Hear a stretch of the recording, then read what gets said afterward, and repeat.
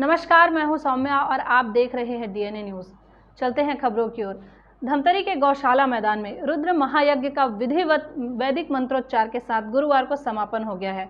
इस दौरान 5 दिवसीय 9 कुंडी यज्ञ का आयोजन भी किया गया था, जिसका उद्देश्य विश्व शांति और सनातन धर्म की रक्षा करना है। समिति से जुड़े सदस्यों ने बताया कि विश्व कल्याण के लिए आयोजित अनूठे यज्ञ में बड़ी संख्या में भक्त शामिल हुए।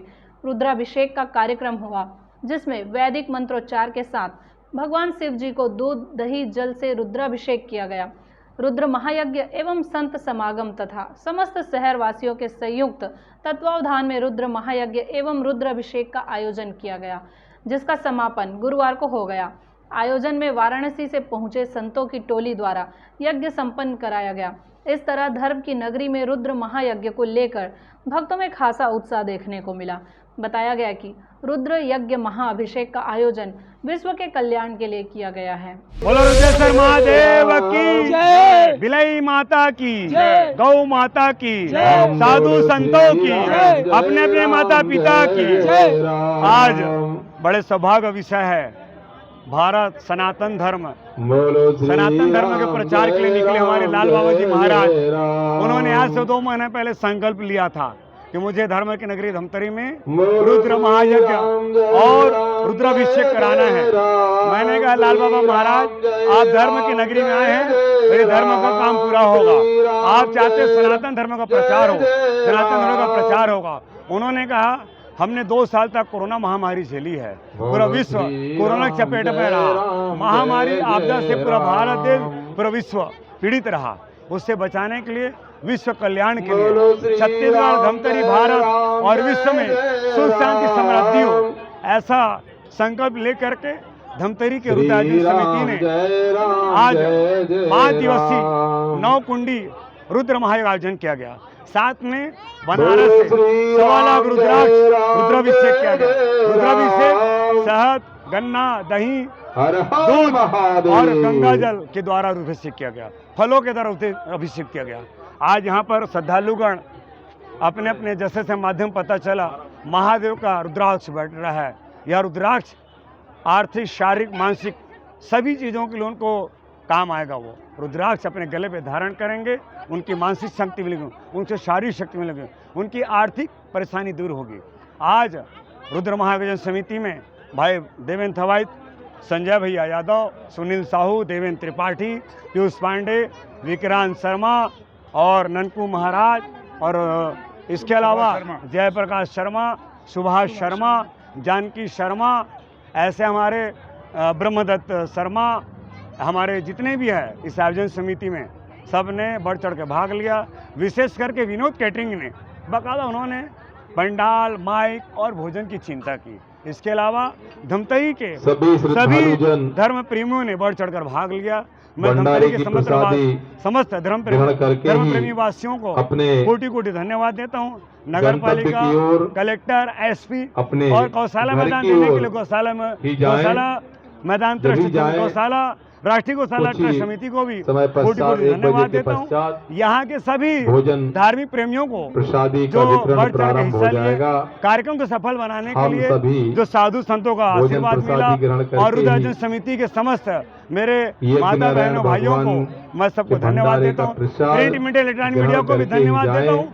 सनातन धर्म प्रचार में अपने स्तर पर लगे रहें और लोग इस प्रचार के माध्यम से आज हिंदू राष्ट्र की जो कल्पना और हमारे शंकराचार्य जी ने की थी, आज वो साकार होते दिख रहे हैं। लोग बढ़ चढ़ के इस धार्मिक कार्यक्रम में भाग ले रहे हैं और मैं सभी से आग्रह करूंगा, धमतरी वासियों से, हमारा भंडारा भी है और वितरण किया जाएगा। आप सभी भंडारा में प्रसाद। महाराज श्री के सानिध्य में, डॉक्टर उमेशपुरी जी महाराज के सानिध्य में यह कार्यक्रम हुआ है, पूज्य स्वामी श्री रमन गिरी जी महाराज के निर्देशन में। और यहाँ आकर के बहुत, ये तो धर्म की नगरी है धमतरी, और इस रूप में लेकर के यह यज्ञ भी बहुत अच्छा रहा। यह यज्ञ विश्व शांति के लिए, धमतरी के कल्याण के लिए और छत्तीसगढ़ के उत्कर्ष के लिए किया गया है, जिसमें समस्त जनों में वसुधैव कुटुंबकम की भावना ओतप्रोत हो और सारे विश्व का कल्याण हो। इस यज्ञ के माध्यम से प्रत्येक व्यक्ति को महाराज श्री के हाथों से अभिमंत्रित किया हुआ रुद्राक्ष दिया जा रहा है। हमारे शास्त्रों में वर्णन आता है कि जब एक समय भगवान महादेव बैठे हुए थे और बैठे बैठे वे जब लोगों को उन्होंने देखा पीड़ित शोषित, उनको जब इस प्रकार से उन्होंने देखा कि क्लेशाक्रांत हैं लोग, तो वे बड़े द्रवित हुए। और जब भगवान द्रवित हुए तो उनके नेत्रों से अश्रु गिरे, और जो उनकी आँखों से नेत्रों से अश्रु गिरे, उनका जब पृथ्वी से संकर्षण हुआ तो उन्हीं अश्रुओं से श्री रुद्राक्ष के वृक्ष की उत्पत्ति हुई। यह रुद्राक्ष में जितने दाने होते हैं, जितने एक एक रुद्राक्ष में हजारों दाने 100 दाने रहते हैं, उस एक एक दाने को एक एक शिवलिंग के बराबर का महत्व दिया जाता है। वह एक एक शिवलिंग है, इसलिए यह रुद्राक्ष बहुत पवित्र है, इसकी महिमा अनंत है। स्वास्थ्य की दृष्टि से भी यह बहुत महत्वपूर्ण है, आध्यात्मिक दृष्टि से भी बहुत महत्वपूर्ण है, और हमारी भौतिक उन्नति में भी बहुत सहयोग करता है। आजकल ज्योतिषीय अनुसंधान के माध्यम से भी, कुंडली के माध्यम से, राशि के माध्यम से भी रुद्राक्ष पहने जाते हैं, तो यह बहुत महत्वपूर्ण है। महाराज श्री के माध्यम से दिया जा रहा है, इसी कामना के साथ कि सबका कल्याण हो, सबका मंगल हो। हमारी जो सनातन धर्म की मूल अवधारणा है, सर्वे भवन्तु सुखिनः, सर्वे सन्तु निरामया, सर्वे भद्राणि पश्यन्तु माँ कश्चित् दुख भाग भवेत्। सभी सुखी रहें, सभी स्वस्थ रहें, सभी आनंद से रहें, यही मेरी कामना है। शांति। सृष्टि की उत्पत्ति का कारक यज्ञ देव हैं। यज्ञ नारायण की सेवा करके ही देवता बलवान हुए और इस सृष्टि का विस्तार हुआ। यज्ञ का जो ये बोलते ना कि हम वो आरती कर रहे हैं, तो वो पहला श्लोक आता है, यज्ञेन यज्ञमय जंत देवा स्थानि धर्माणि प्रथमा न्यासन्न तेहना कम महिमान सचंत यत्र पूर्वे साध्याः संति देवा है। उसी से देवता सामर्थ्यवान हुए, उसी से सृष्टि की उत्पत्ति हुई, उसी से देवता देवता बन गए, देने की सामर्थ्यवान हो गए। नहीं तो देवता नहीं, पहले सभी मनुष्य थे, मनुष्यों में से ही देवता बने। ऋषि मुनि पितर गंधर्व यक्ष राक्षस जितने भी बने सब मनुष्य में से ही बने। लेकिन यज्ञ नारायण की कृपा से, यज्ञ के द्वारा, यज्ञ नारायण का यजन करके, उनकी सेवा पूजन करके, यज्ञ करके फिर सब सामर्थ्यवान हुए। इससे पहले कुछ नहीं था, केवल यज्ञ नारायण ही थे, और उससे सब देवता उत्पन्न हुए। सृष्टि की व्यतक्रम की उत्पत्ति हुई, वो फैला।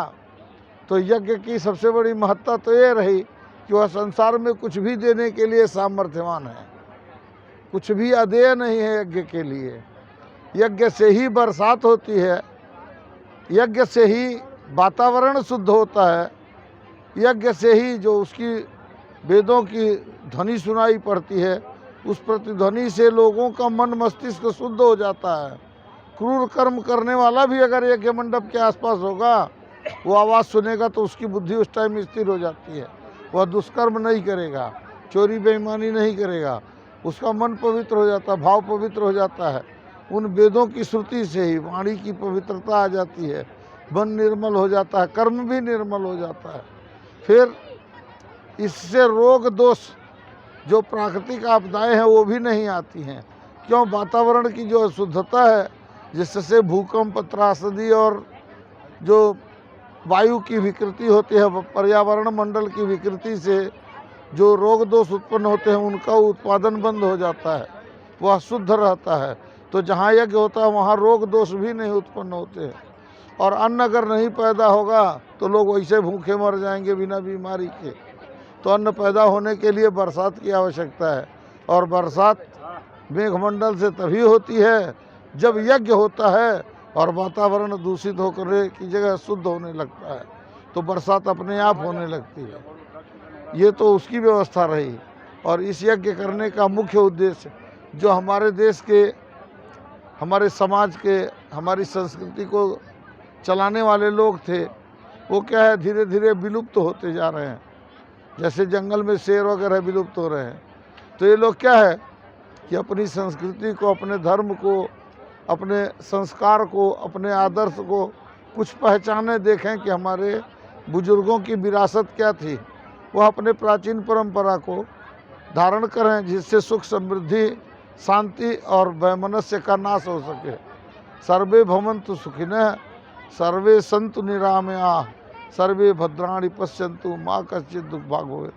वो परिकल्पना साकार हो सके, ये राग द्वेष ईर्ष्या बैर जो क्रोध है, अहंकार है, हद बाहर का लालच है, वो कम हो, लोगों में एक दूसरे के प्रति अच्छा भाव हो, सौहार्द हो, और लोग अपनी संस्कृति और परंपरा में पुनः वैदिक संस्कृति जो हमारी भारत की थी, हिंदू संस्कृति मूल धारा में जुड़ें और उसका अध्ययन करें, उसको देखें, समझें, जिससे उनको महसूस हो कि हमारे बुजुर्गों की ये संस्कृति थी, इससे क्या फ़ायदा होता है वो तो बात की बात है, पहले वो इससे जुड़ें, तो जब धीरे धीरे जुड़ेंगे तो उसका फ़ायदा भी मिलेगा और सबका मानवता का कल्याण होगा। व्यक्तिगत मेरा कोई इसमें कोई इश्यू नहीं है, मैं तो बाबा आदमी हूँ, जंगली आदमी, हर चीज़ के।